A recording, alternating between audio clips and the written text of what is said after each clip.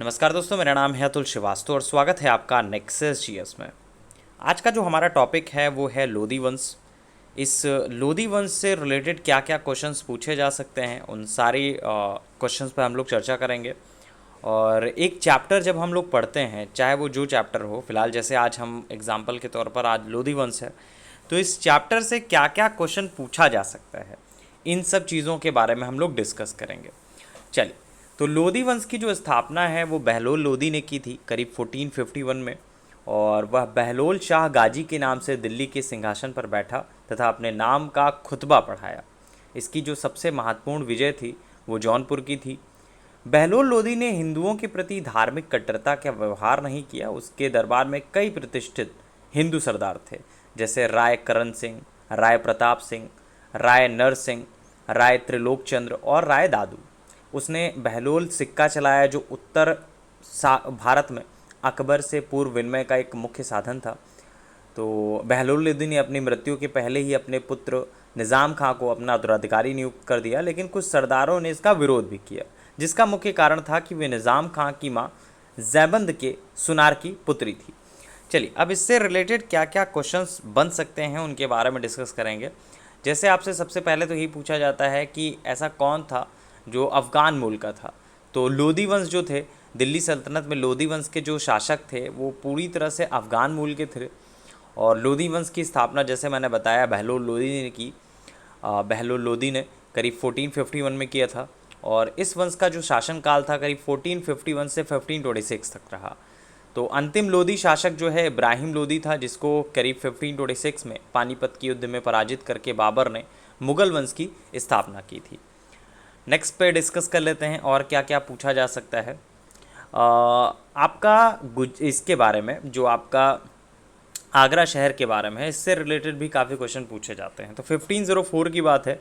सिकंदर लोधी ने राजस्थान के शासकों पर नियंत्रण के ध्येय से यमुना नदी के किनारे आगरा नामक नवीन नगर बसाया और इसे अपनी राजधानी बनाया। उसने कृषि और व्यापार की उन्नति के लिए प्रयत्न किया।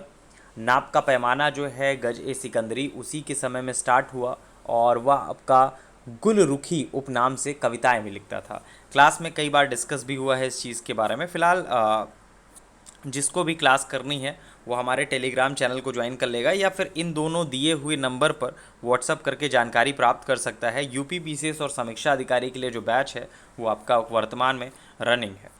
और अभी रिसेंट में ही जो रिज़ल्ट आया है नेक्सस की तरफ से, पहले डिप्टी कलेक्टर के तौर पर चयनित हुए हैं सचिन यादव जी।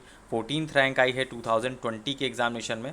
नाम से भली भांति सभी लोग परिचित होंगे, क्योंकि पिछले 5 वर्षों में लगातार नेक्सस जीएस की तरफ से इनका नाम जो है वो आता रहा है। प्रत्येक परीक्षा में इनकी तरफ से परिणाम जो है वो रहा है।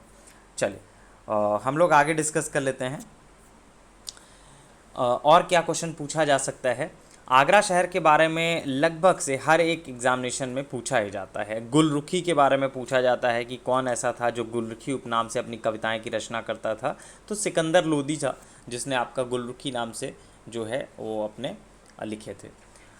और बस इतना ही लगभग से पूछा जाता है। इससे ज़्यादा तो मुझे नहीं लगता कि इस टॉपिक से क्वेश्चन पूछा जा सकता है। बाकी पढ़ने के लिए आप बहुत कुछ पढ़ सकते हैं। लोधी वंश आप किसी भी जो बुक है उससे पढ़ सकते हैं। लेकिन क्वेश्चन क्या क्या पूछा जा सकता है, एक टॉपिक से क्या क्या चीज़ें पूछी जा सकती हैं, उनके ऊपर हमें फोकस करना है। एग्ज़ामिनेशन क्वालिफाई करने के लिए जो हमारा सबसे बड़ा काम है, या फिर बोल सकते हैं जो जिस प्रकार से हम एग्ज़ामिनेशन क्वालिफाई करना है, वो रणनीति ये है कि कौन से टॉपिक से सबसे ज़्यादा क्वेश्चन पूछे जा रहे हैं और उन टॉपिक से किस तरह के क्वेश्चन पूछे जा रहे हैं, ये हमें फोकस करना है। अगर आप सोचेंगे कि संपूर्ण सिलेबस हमें तैयार हो जाए और पूरी तरह से तैयार हो जाए संपूर्ण सिलेबस, तो ये पॉसिबल ही नहीं है। आपको अगर एग्ज़ामिनेशन क्वालिफाई करना है तो चुनिंदा चीज़ें पढ़नी है, चूज़ी चीज़ें पढ़नी हैं, इंपॉर्टेंट चीज़ें पढ़नी हैं और वो याद रखनी है, क्योंकि यहाँ पे माइनस मार्किंग भी लगी हुई है आपके एग्ज़ामिनेशन में। बहुत अधिक पढ़ने से बेहतर है कि आप वो चीज़ें पढ़ें जो परीक्षा के उपयोगी हों। चलिए, लोधी वंश से रिलेटेड जितने भी क्वेश्चन बन सकते थे उन सब के बारे में मैंने डिस्कस कर लिया है। होपफुली इस टॉपिक से जो भी क्वेश्चन बनेंगे वो आप कर ले जाएंगे। फिलहाल के लिए इतना ही। Thank you so much.